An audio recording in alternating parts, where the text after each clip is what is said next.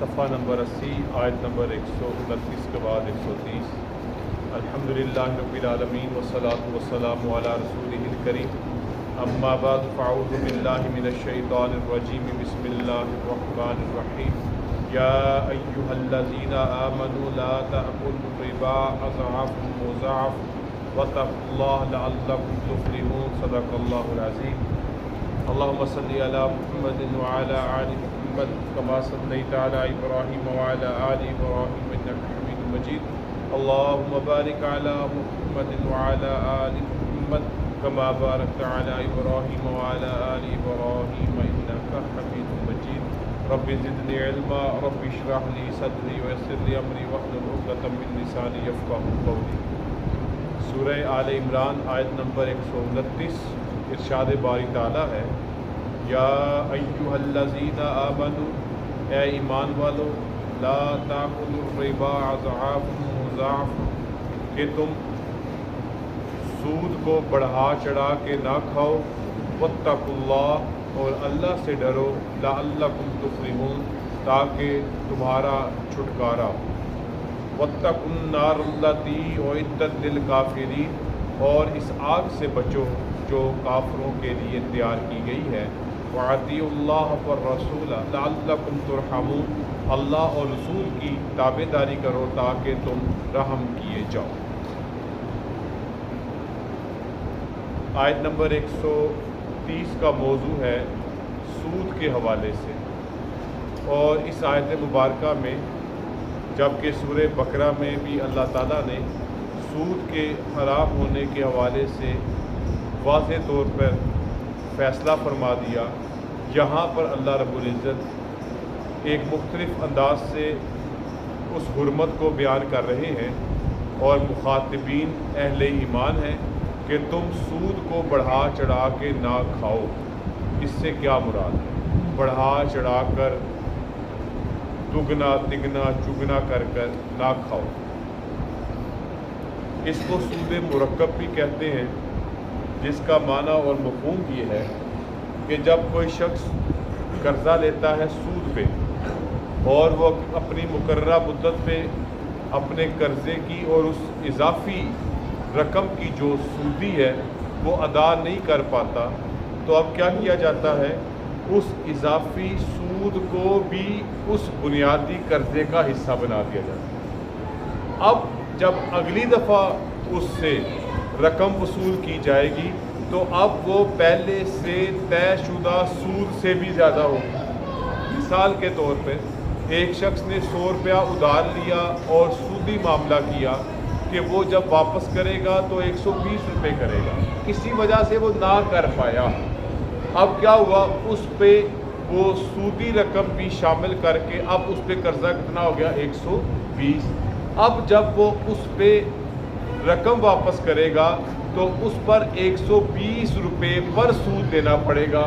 ممکن ہے ہم سمجھنے کے لیے اب وہ رقم 120 کی بجائے 125، 26، 27 روپے ہو گئی۔ اب وہ پھر نہیں دے پایا تو اب کیا ہوگا؟ 125 کی بجائے وہ 135 تک پہنچ جائے گی۔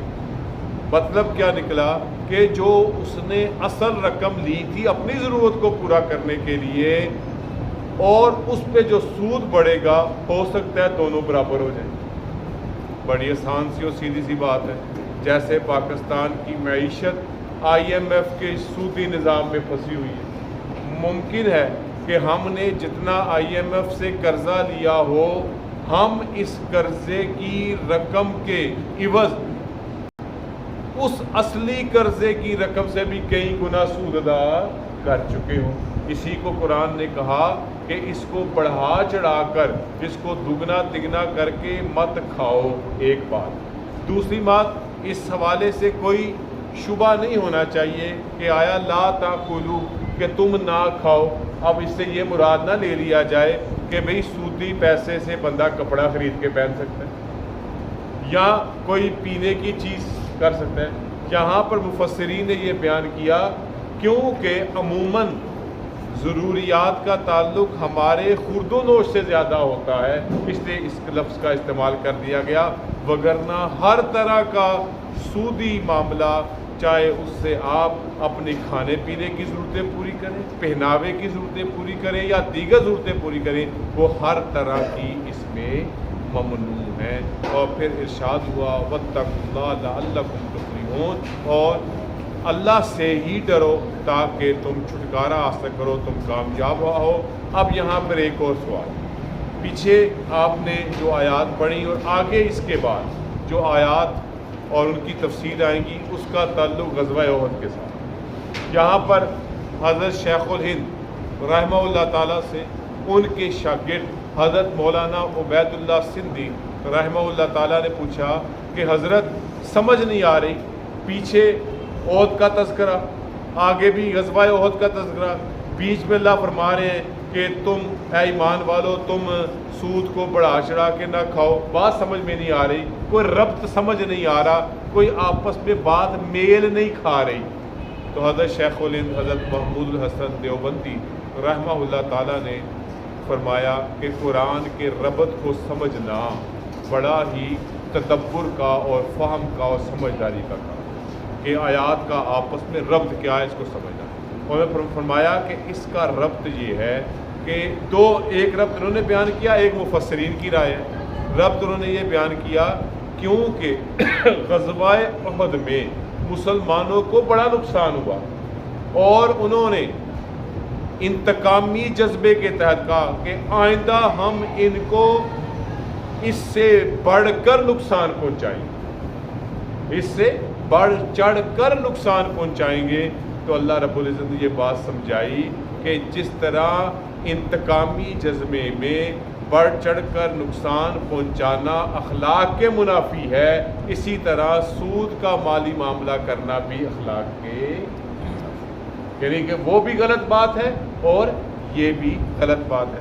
اور دوسرا، غزوہ احد کی تیاری کے لیے جہاں پر مشرکین مکہ نے اپنے اس قافلے کا سارا منافع جو جس کو روکنے کے لیے غزوہ بدر ہوا تھا، وہ ابو سفیان کا قافلہ، تو اس کا سارا منافع انہوں نے اگلے مسلمانوں کے ساتھ لڑائی کے لیے مختص کر دیا۔ ایک اس کے ساتھ ساتھ انہوں نے غزوہ احد کی تیاری کے لیے بہت سا قرض لے لیا سود کے ساتھ مشرکین مکہ نے۔ نتیجہ کیا نکلا؟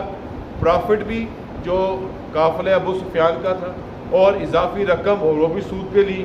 نتیجہ کیا نکلا کہ ان کو کامیابی حاصل۔ تو کہیں مسلمانوں کے دل میں یہ بات نہ آ جائے کہ انہوں نے سود پہ رقم لے کر فتح حاصل کر لی، کیوں نہ ہم بھی آئندہ کسی لڑائی میں تیاری کے لیے اس طرح کا معاملہ کر لیں۔ اللہ نے منع فرما دیا کہ تمہارے لیے اس طرح کی کوئی گنجائش موجود نہیں ہے۔ اور آگے اللہ اس حوالے سے تنبیہ بھی فرما رہے ہیں وَاتَّقُوا النَّارَ الَّتِي أُعِدَّتْ لِلْكَافِرِينَ، اے اہل ایمان آگ سے بچو، جہنم کی آگ سے بچو جو کہ کافروں کے لیے تیار کی گئی ہے۔ مطلب ایسا کوئی کام نہ کرو، ایسا کوئی عمل نہ کرو اور کفار کی کوئی ایسی نقل نہ اتارو، ان سے کوئی ایسی مشابہت اختیار نہ کرو کہ تمہیں اس آگ میں جلنا پڑ جائے جو دراصل تیار ہی کن کے لیے کی گئی ہے؟ نہ ماننے والوں کے۔ وَأَطِیعُوا اللَّهَ وَالرَّسُولَ لَعَلَّکُمْ تُرْحَمُونَ۔ تمہاری کامیابی کا راز صرف اس اصول پہ، اس اصول کی بنیاد پر ہے۔ وہ کیا ہے؟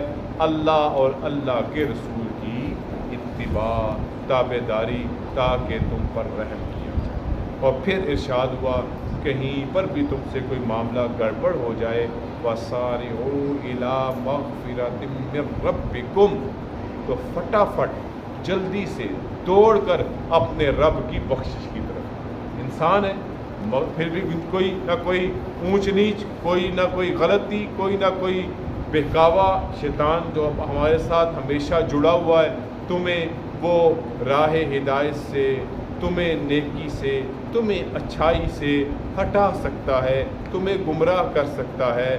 جب ایسا معاملہ ہو جائے تو فٹافٹ اپنے رب کی طرف بخشش کے لیے دوڑ جایا کرو، یعنی اللہ سے مغفرت طلب میں کسی طرح کی کوئی سستی نہ کیا کرو۔ कोई शर्मिंदगी ना दिखलाया करो, कोई आर का मामला ना किया करो, फटाफट अपने रब की तरफ मग़फ़िरत के लिए दौड़ पड़ा करो। नतीजा क्या निकलेगा? व जन्नतिन अर्ज़ुहस समावातु वल अर्ज़, तुम्हारे लिए अल्लाह के यहाँ क्या होगी? बहिश्त होगी, जन्नत होगी जिसकी चौड़ाई आसमान व ज़मीन के बराबर है, यानी जिसकी वुसअत की कोई इंतहा नहीं। और वो क्या है? उइद्दत लिल मुत्तकीन, जैसे नारे जहन्नम उइद्दत लिल काफिरीन है, ऐसे ही ये जन्नत उइद्दत लिल मुत्तकीन है। ये अल्लाह ताला के से डरने वाले परहेजगारों के लिए तैयार की गई है। फिर अल्लाह ताला ने मुत्तकीन के एक पहलू का तज़किरा फरमाया, उनकी आदात में से अल्लज़ीना युनफ़िक़ूना फ़िस्सर्राई व ज़र्राई, पहली खूबी कि वो खर्च करते हैं अल्लाह की राह में, फ़ी सबीलिल्लाह। इसमें इन्फ़ाक़ का लफ्ज़ जब भी आएगा तो यकीनन फ़ी सबीलिल्लाह होगा। वो हर हाल में, खुशी हो या तकलीफ़ हो, हर हाल में खर्च करते हैं। तो ये इन्फ़ाक़ फ़ी सबीलिल्लाह ये सूदी लेन देन की काट है, सूदी मामलात का तोड़ है। यानी अगर किसी ज़रूरतमंद की मदद की जाए इन्फाक के ज़रिए से, उस पर ख़र्च करने के ज़रिए से, तो वो हर तरह के उस कर्ज़े से बच जाएगा जो उसको किसी तरह सूद पर लेना पड़े। तो उसका हल क्या निकाला गया कि अहले ईमान हर हाल में इन्फाक फ़ी सबीलिल्लाह करते हैं, वही मुत्तकीन की सिफत है। और आगे वल काज़िमीन अल गैज़ा, और वो गुस्से को ज़ब्त करने वाले हैं, ये भी मुत्तकीन की खूबी है। वल आफ़ीना अनिन नास, और लोगों को माफ़ करने वाले भी हैं। कभी गलती किसी से हो जाए तो माफ़ करने में देर नहीं करते।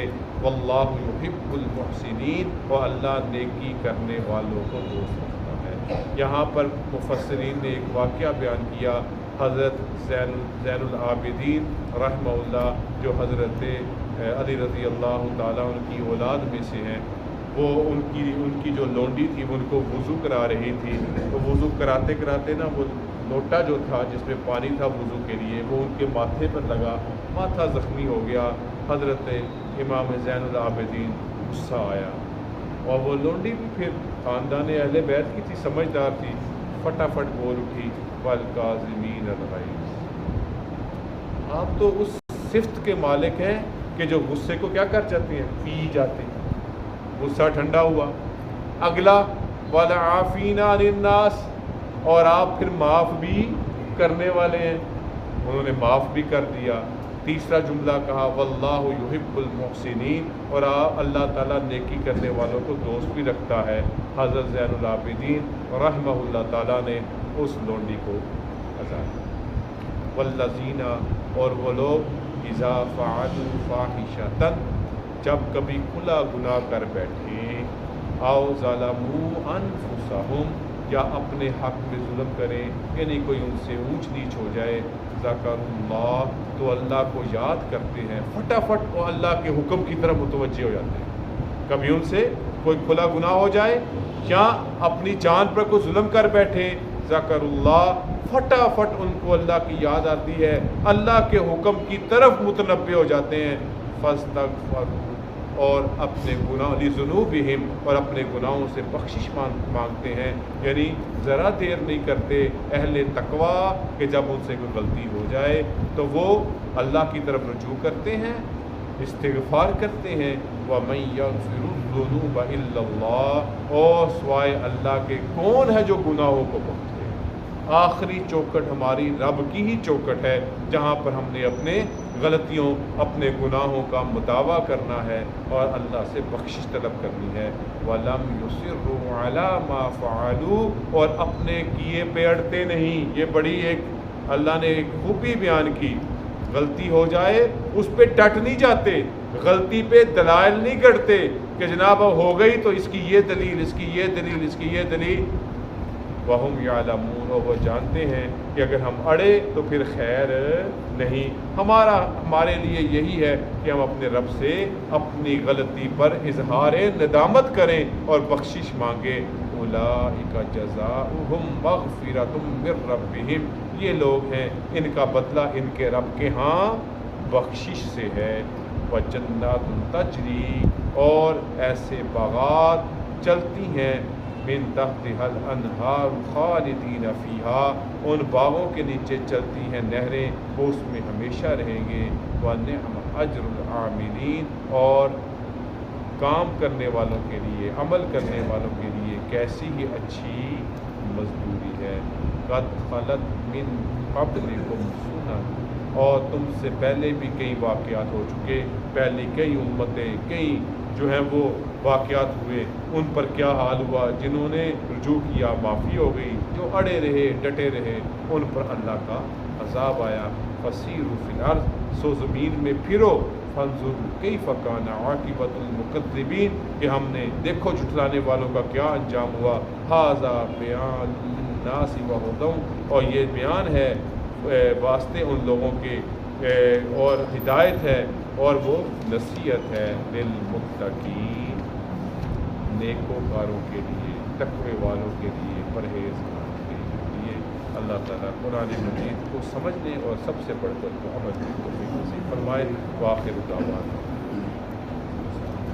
الحمدللہ رب العالمین، والصلاۃ والسلام ربنا آتنا فی الدنیا حسنۃ اللهم انا نسألك العفو والعافية اللهم اغفر لنا وارحمنا وانت مولانا فانصرنا على القوم الكافرين ربنا لا تزغ قلوبنا بعد إذ هديتنا وهب لنا من لدنك رحمة وصلى الله تعالى على